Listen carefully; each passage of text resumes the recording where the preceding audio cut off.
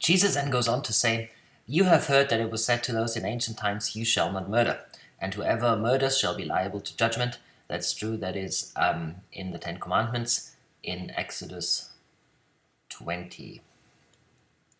"But I say to you that if you are angry with your brother or sister, you will be liable to judgment. And if you insult a brother or sister, you will be liable to the council. And if you say, 'You fool,' you will be liable to the hell of fire." Let's take it until here for the moment. Now, Jesus will speak in that exact frame in the next couple of sentences, and he will always say, "You have heard that it was said to those of ancient times, but I say to you." And a lot of people seem to misunderstand that, and they contrast that as if Jesus was saying, remember in the old-fashioned times, in the outdated way, it was said that this is the commandment, but now I'm giving you the new and better version of that. As if Jesus was there to just randomly raise the bar of the Old Testament or something. But that's not at all what's going on. We've just seen in the previous video, the big thing that Jesus charges the Pharisees with is that here is the law of God. And again, Jesus said it's perfect. That's why we know what he's not saying is that he's now replacing that with a new kind of law. He says the law of God is perfect. It will never be taken away. But what he's charging the Pharisees with is that they arbitrarily applied to some of the laws a maximum principle and to others a minimum principle.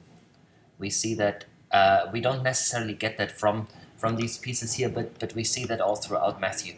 We see it in Matthew 15, where Jesus charges the Pharisees with not only applying a minimum principle, but completely replacing the commandment to honor your father and mother, in a sense that they said, if you give your money to the temple, you are alleviated of that. You don't need to take care of your parents anymore. And Jesus is saying, what were you thinking? You're replacing the law of God with your own tradition.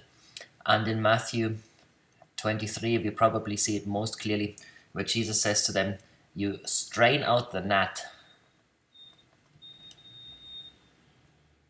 but you swallow the camel.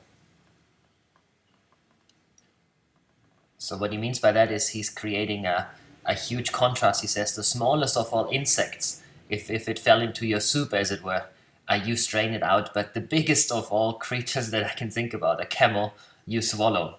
So he's again saying there are some laws to which you go to the nth degree, in particular, again, the tithing and the Sabbath and so on, and there are others that you completely disregard altogether. So it's that in particular what Jesus criticizes. And when we keep that in mind, suddenly it makes sense what he's saying here. If we understand that as a backdrop, we then see that what Jesus is saying is, here is the law, you shall not murder, and if you murder, you will be liable to judgment. But if you even just so much as insult your brother, or if you call him a fool, or even if you're just angry with him, that already applies to you. So he is again getting at the spirit of the law rather than the letter. He says you should have looked at this commandment of murder, and instead of debating what is murder, what is killing, what about the motives, what does qualify as real murder, instead of understanding that as in the letter of the law, you should have understood that this is all about offending others, that it's God's desire, offending your brother or your neighbor. So it is God's desire for us to live in peace and harmony, and this is the commandment for it, that we shouldn't offend each other. And instead of just applying the murder with the minimum principle, you should have understood that it's really the heart of offending somebody else, even just being angry with them or insulting them.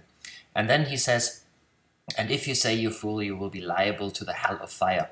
Now, don't be afraid. Jesus doesn't say if you call anyone a fool, you're done and you're gonna go straight to hell. He is creating a hyperbolic contrast in a very typical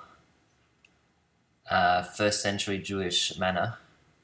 He is taking the smallest possible way of offending somebody, calling them a fool, and he's saying that has the grossest possible ramifications. So the ultimate judgment would already be applied to the smallest possible sin or offense. And by that, he is showing again, this is the heart of God, and this is the way you should have come before God. And that is something, again, we don't see in this passage, but we will see later in Matthew 7 when and Matthew 7 here is extremely key um, to understand the whole Sermon on the Mount, when Jesus says, do not judge, and if you're in danger of judging, consider your own sin as if it was a log in your eye, and your brother's sin as if it only was some sawdust. And the point that he's making is you should look at your own sin and you should consider it in the grossest possible way, and that's the way you should come before God, and that's the way you should view yourself in front of others. So when we read that part in a few weeks in Matthew 7, we will then be able to look back and see that even that little part here about murder had overtones of that, again, of saying the smallest possible things you should already consider to be a real log in your eye, and when you come before God, you should take them and treat them with all possible seriousness.